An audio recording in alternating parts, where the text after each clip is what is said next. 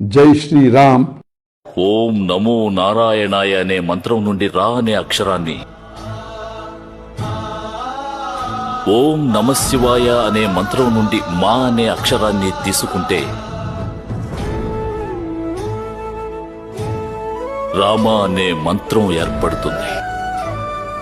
ఈ రామనామం సకల శుభాలను ప్రసాదిస్తుంది. ఈ మంగళకర నామాన్ని ఉచ్చరించే వారి బాధలన్నీ తొలగుతాయి. రాముడు ఎంత అందంగా ఉంది స్వామి. భవిష్యత్ కాలంలో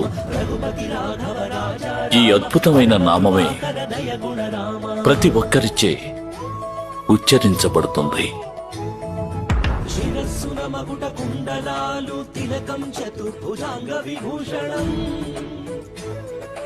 కమలలోచన సుందర వదనా నీ పాదములే పాపహరణం.